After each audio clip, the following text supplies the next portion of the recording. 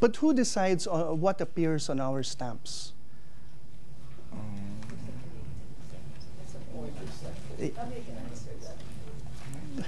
Is there, do you, for example, do the collectors have a say in what appears on our stamps? You can answer. Yeah. Manolo, someone here could answer that question. I hope I am capable enough. I hope I am capable enough. And what is the question, please? Well, the question is who decides what appears on our stamps? In many other countries, the design and what appears on the stamps is driven in many ways by the demand of collectors like yourself. I'm curious to know whether in the Philippines the same process is followed. I think this comes from the horse's mouth. I was the chairman of the advisory committee on issuance of a stamp in year 2000 to 2002. The post office has a regulation, and you follow that regulation. And what are the regulations?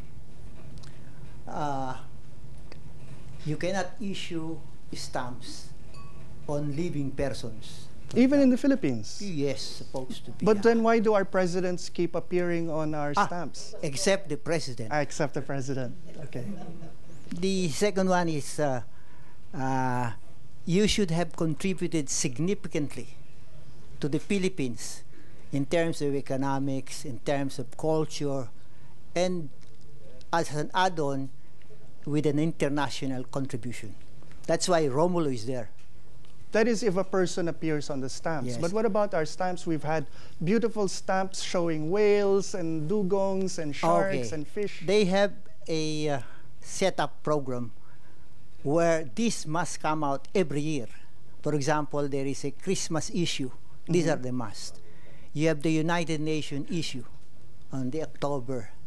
And then comes now the topical, either a piece or plants or flowers. This is to take care of the topical collectors. All right.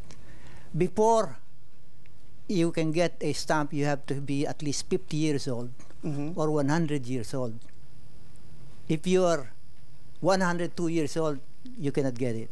So that's why you have a regular appearance of centennial stamps for schools and civic groups and that sort of thing. It's very strict if you follow it.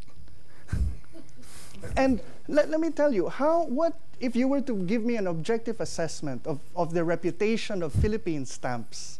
Yes. Is there a lot of room for improvement, or are stamps already in high demand?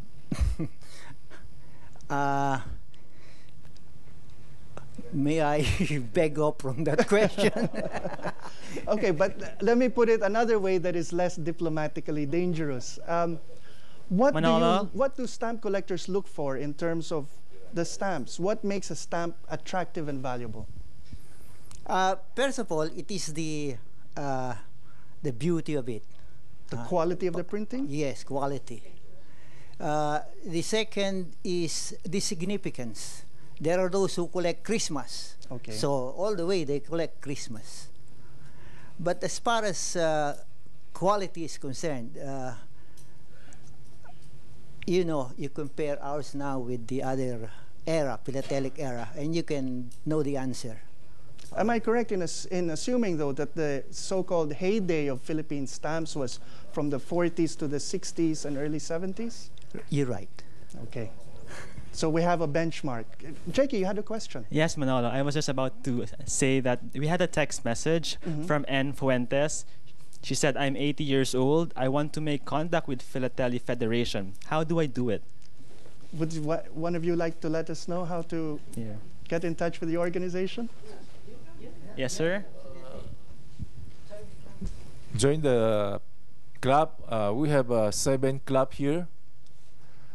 If you are in the province, Cebu, Philatelic Society. If you are in Naga, Naga Philatelic Society. If you are in Quezon, Quezon Philatelic Society. And in Manila, Pilipinas Stamp Collectors Club, International Philatelic, what do you call IPPS, and the Chinese Philatelic Society. Okay, but if someone wanted to find out where these places are located, how do they go about? Do they go to the post office? They can ask in the post office Philatelic section. Okay, and they could recommend you to the Yes, nearest yes. club. Now, for the last part of this portion, we'd like to introduce you to two young ladies who are from Gumaca, Quezon, who actually earned international recognition for their stamp collecting. Now, again, the reason stamp collecting sometimes seems to be a dirty little secret for some people is that it seems to be something that people who don't really have friends undertake, but that's not true at all.